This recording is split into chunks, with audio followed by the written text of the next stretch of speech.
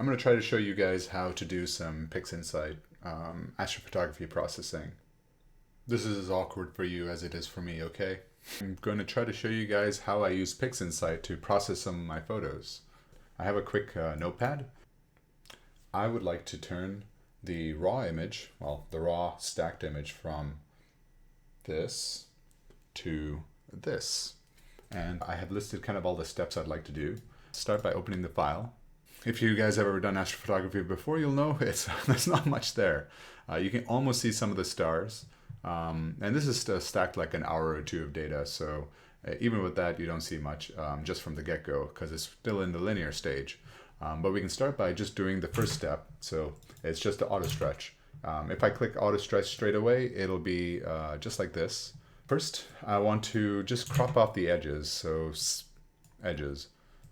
So some people say that the edges, there's like a bit of a black bar and stuff like that. I don't really see that when I do my stacking, but you will usually have less information around the edges, especially if you're dithering your shots. That's where each of the frames kind of get moved around to get rid of that walking noise. Did you know that I was doing some astrophotography processing? Geometry and dynamic crop. So step one, just write this. And I'll click the image, and usually I just kind of reset it so it'll auto center around everything, and I kind of arbitrarily choose something like this, you know, just get off maybe 20 pixels on each side. Sometimes I choose a nice whole number. That almost takes off too much, so let's try that much. Okay, and that's kind of it, and we've just cut it off. I can resize to the window. I'll actually zoom in a bit to give you guys something to see here.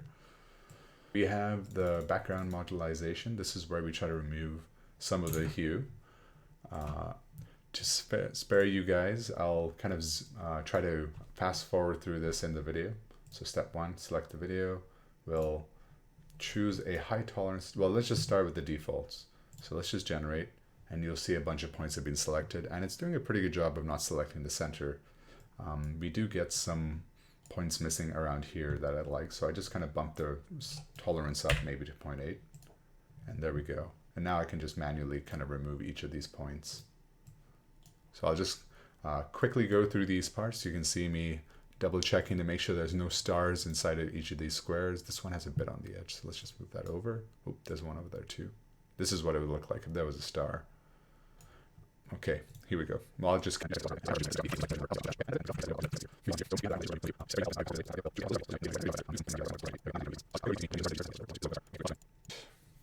and that's okay.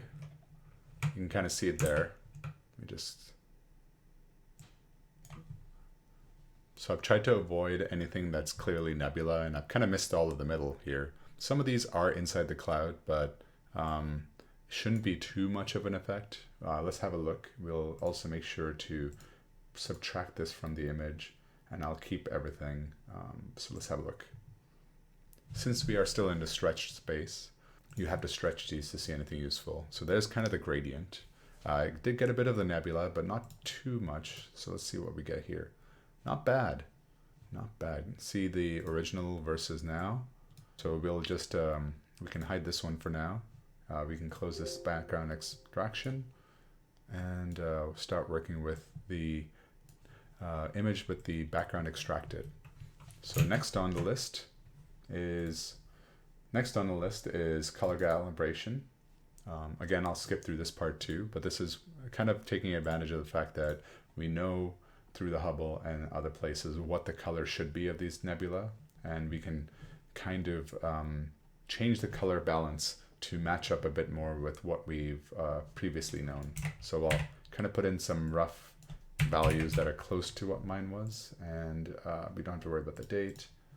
Now we are doing the Rosette Nebula. Okay, and we'll just, I'll fast forward through this also. Here you go. Okay, and we're back. And it looks like the Photometric calibration did a good job. The new color balance. Here's the old, a little bit warmer, a little bit yellower, and the new. So we can close this one off. And the next step I'm going to do is use histogram stretching to get the pixels to actually be that value. So we'll go to Process, Intensity Transforms, and Histogram. Click this guy. choose this DBE, just means dynamic background extraction. And we can and let's just turn on the preview of it. So I'm going to pull it in. You can already start to see some of the stars come out, and then zoom in with the mouse wheel. And we start to see it. Look at that. We don't want to go too far. That's going to be really tough to deal with, but there's some really nice clouds around here. It's actually good to see.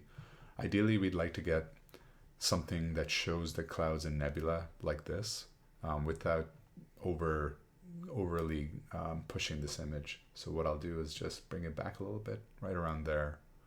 Let's see, actually, if you want the background to be not black, but not too gray, maybe like here. And we'll click play, and there we go. So now if I remove this, you can see there's, with the Autostretch removed, we are still able to see the pixels because they've been stretched out with the Histogram Transform.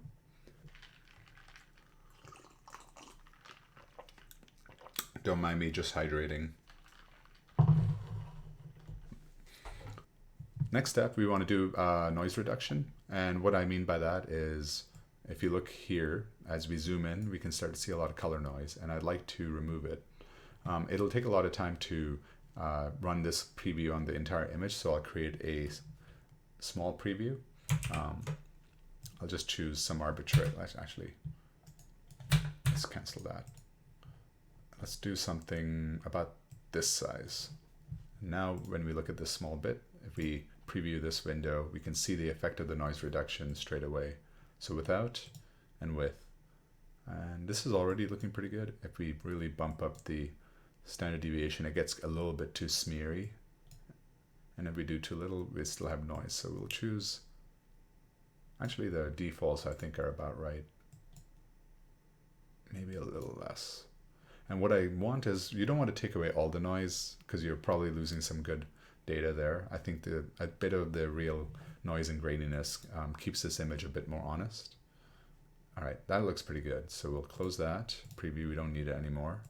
And we can even delete it. And now we'll just apply it to the whole image.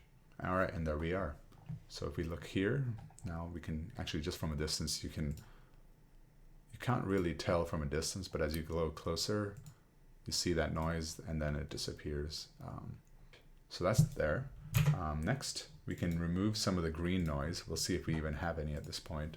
So that's just a small step to remove green, because that tends to not really be out there. And as you can see, it barely did anything. So you can skip this step if you want.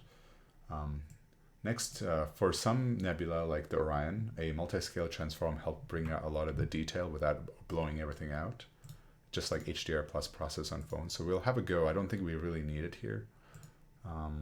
Let's try it regardless though, just to see. And we want de-ringing on, that's for the stars. And we'll use a lightness mask to protect the dark areas, because we don't want to bring out all the detail in the noise patterns in space.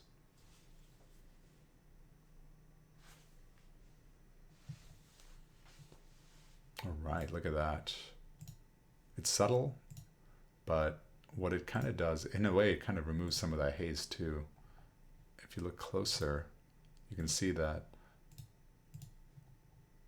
it did a bit of a stretch, a high dynamic range stretch, which is kind of nice to see. So we'll actually keep it this time. All right, so we have this so far. Already it's looking pretty good. The next, only the last few steps, we'll skip a few of them, is to kind of just stretch out those colors and see if we can bring out more of the clouds. So we'll go to Process, Intensities Transforms, and we'll do some curves stretching. We'll start up a live preview, and let's see what we can do. So that's already too much, but look at that detail out there. It's pretty nice. We can start like that. Let's see. Don't want to blow it out. All right, that looks pretty good.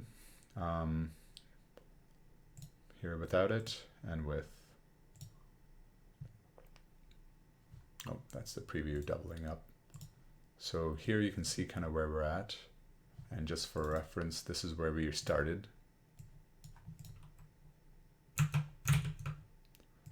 So a pretty dramatic change. And you can kind of stop here. We could add a little bit more detail by sharpening just the nebula area, and that would be nice, but we'll skip it for now. One final quick step is we can see if we want to change the black levels. So let's have a look here. And if we zoom out and reset everything, what we can do is kind of pull that black level down. So if you go too far, it'll be, it'll look like it was pasted on. But here where we lose just maybe a couple pixels to darkness, about 42 of them, perfect. That's a slight change. That's slightly nicer, just makes the background a bit more closer to dark. And it's a pretty subtle change, but there, before and after, it just makes things a tiny bit darker. All right, and that's kind of it. And now we can just do our final step, which is save. We can either save the TIFF if we want to reprocess it later. For this one, I'll just make a new JPEG, and I'll call this vlog1. Okay, and that was in fact today. And of course you want to max out that quality. You put so much effort into this. So here we go. And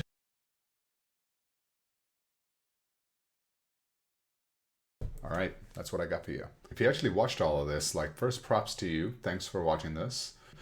I'm sure there's some of you out there who are probably thinking there's a lot more progress that I could still be making. So feel free to let me know in the comments, and thanks.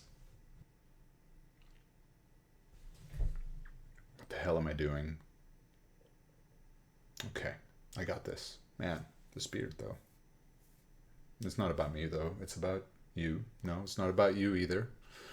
It's about this processing thing.